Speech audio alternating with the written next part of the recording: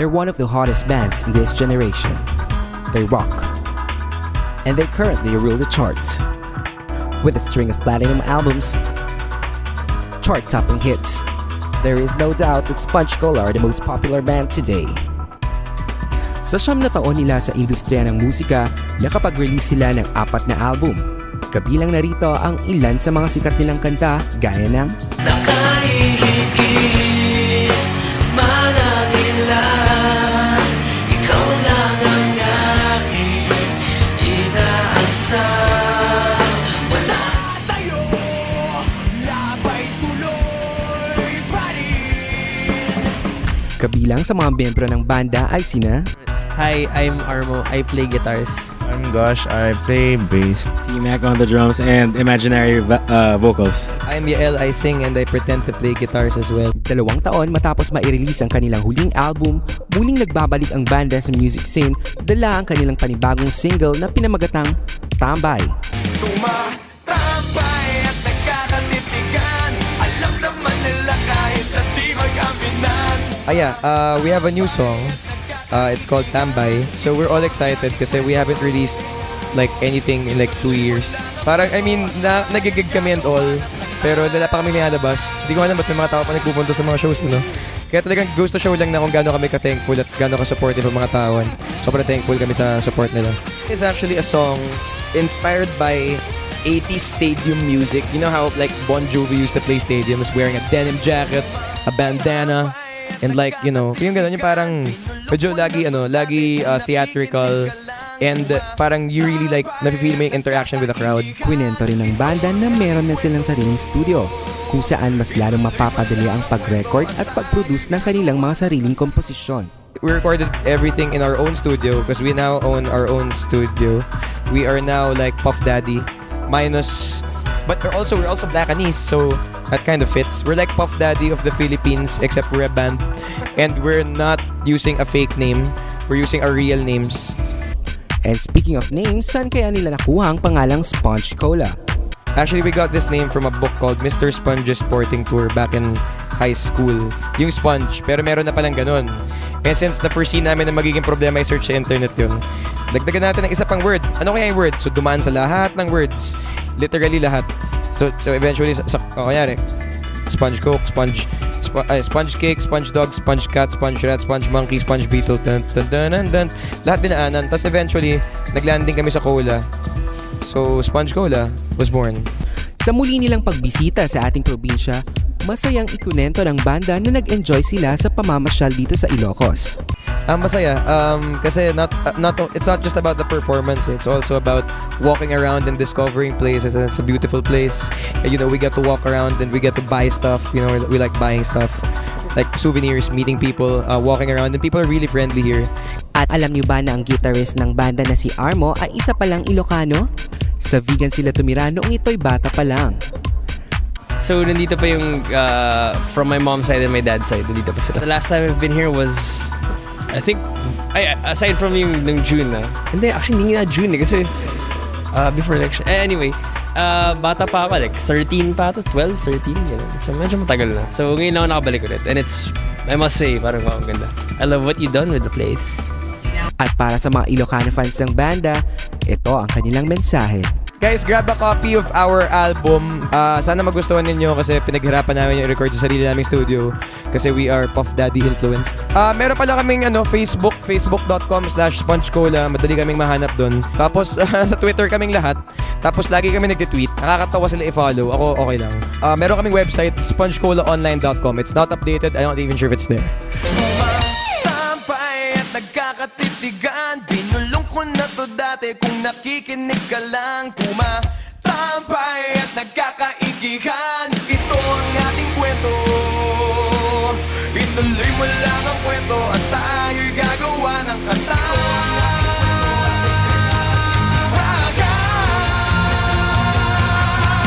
Tumatambay at nagkakatitigan, alam naman nila kahit na di mag-aminan. Tumatambay at nagkakaigihan, ito ang ating kwento. Ituloy mo lang ang kwento at tayo'y gagawa ng kanta. Gagawan ka ng kanta.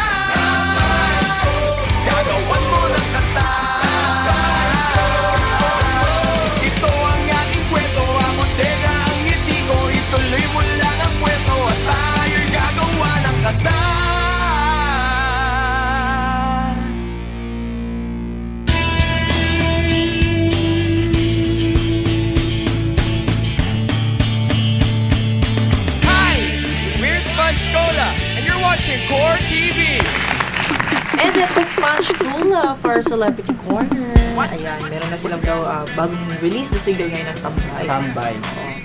Naalala ko yung yung kanta nila na Bitil. Sobrang napapa-jive ako kasi yun yung first na in love ako sa kanta nila. Akala ko yun ang first na in love ka. Hindi. First time na nakinig sa music nila. Ako favorite song of all time talaga yung Jeepney. Diba? Bagong release pa lang nila, ano pa lang yung demo pa lang ata yung narinig ko noon kasi live siya eh. Wow. In love na ako sa music ng SpongeBob. Tapos may yung hindi ko kasi maisip yung yung title nung kanta na basta yun na yun. Ewan ko kung sino ang makapagbigay niyan. Pumunta lang kayo dito sa studio at sabihin nyo. Okay, at ayan, mapunta naman tayo sa ating What's Cooking segment Yes. na kung saan pinagluto tayo ng Overmar Resort Hotel. Yun ang bagong resort. Di ba nandun si Jan? Oo. Si Jan. Yan ang bagong resort sa may... Saan ba to? Sa may Santa Catalina. Santa Catalina. Yes, dun lang sa may beach. Sa beach resort ng Santa Catalina. Tsaka dati rin nagpupunta rin kami doon. Yung mga friends ko, doon yung parang tambayan namin. Ganda talaga dun, no? Kasi meron yung parang hill doon. Tapos yung Overmar, nakikita mo na rin doon. Tsaka balita ko maganda daw, sobrang ganda daw ng Overmar. Wow, that's nice. So, kailangan mapuntahan ko rin. Dalihin mo ako dapat dyan. talaga makatulog din tayo doon. Yeah, talaga. With our Joke friends. lang. Oo naman. Ayan. So, if you want to know more about the recipe about Overmar, of course, well, let's all watch this.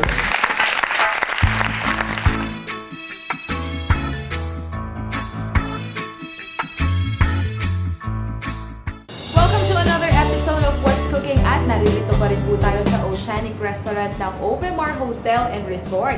At ngayon, panibagong dish na naman ang aming ipapatikim sa inyo. Siyempre, kasama pa rin natin si Chef Alex at ang kanyang assistant na si Jansen. So, Chef, ano po bang ating ipaprepare ngayong episode na to?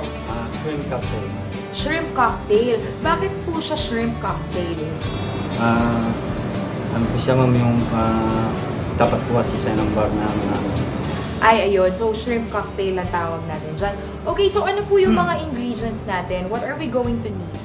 Meron tayong fresh milk, mango, and salmon, prawns, salt and pepper, calamansi. Ayun. So, yung mango yata yung iba ng flavor ng shrimp natin na yan. So, simulan na po natin. Paano po ba natin ihahanda itong shrimp cocktail na to? Anong ating first step? Pakuluan natin po yung prawns.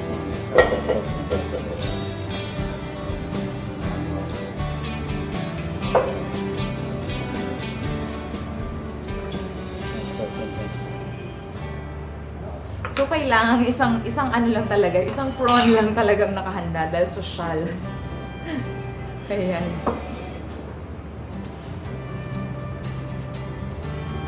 So, ang ating kaisa-isang prawn. Ayan. Magkakano naman po itong dish na ito dito sa inyong restaurant? Bali, ano po, 300 300 yung isang prawn na ganyan. Bali yung mga bigay po siya. Okay, so cocktail kasi pang cocktail din kasi talaga siya. So, yun, yung isang pirasong prawn, 300 na talaga. Okay, so yun. Pero, pwede ninyo yung magawa sa bahay ninyo, di ba? Pwede ninyong ma-replicate yung dish by, syempre, copying how they did it. Pero syempre, I'm sure, bawat cook naman talaga merong kakaibang ginagawa sa bawat dish. Ginagawang special. Okay, so papakuluan sa tubig. And, bakit po natin kailangan gawin yan? Para hindi po siya kumapit yung mga ingredients namin. Ayun, okay. So, after that, Narinate natin sa fresh milk. okay, so fresh milk and calamansi.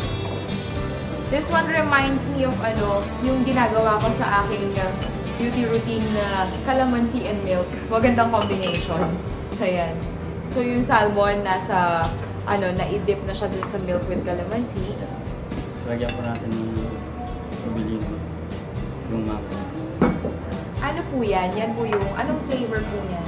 Okay. That's the classic sweet white wine. Okay, so eto na yung ating finished product for the wine with the mango.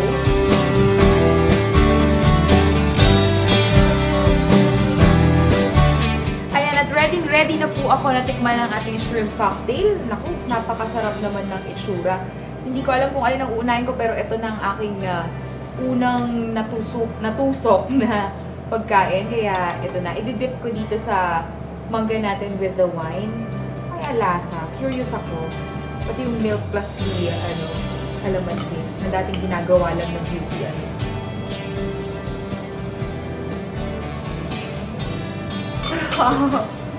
Hindi ko mapigilan mapangiti. Ang sarap. Isa pa ulit. Masarap talaga siya. Hindi. Ititira ko na lang yan for you. So may ganun nelo. Ito namang ating salmon ay syempre susunod natin titikman dahil sakto lang. Right amount of the milk and the calamansi. Pero ito ang pinaka-the best for me kasi yung mangga, mahilig kasi ako sa maasim. So para sa akin, talagang panalo siya because yung mangga, nagbigay ng sweetness and at the same time, medyo konting-konting kiliti ng pagkaasim lang naman. Plus of course, the white wine na hindi ko na rin masyadong nalasahan. Pero nakakalasing po ba? Hindi naman, diba? So konting-konti lang naman yan. Ayun, so napakasarap. Another great dish from Chef Alex and Kuya Jansen of Overmar. So, invite naman po natin sila para tikman po ang inyong shrimp cocktail dito sa Overmar. In-invite namin po kayo dito sa Overmar Hotel Resort sa Barangay Paratong, Santa Catalina. Dito po kayo kumain sa Oceanic Resort namin. Ayan. Subukan niyo po yung shrimp cocktail namin. Napakasarap talaga. So, ano pang hinihintay ninyo? Pumunta na kayo dito at nang matikman nyo na ang shrimp cocktail na pinagmamalaki ng Overmar Resort and Hotel. So, paano ba? Itutuloy ko ulit to ha kasi talaga nagugutom na ako.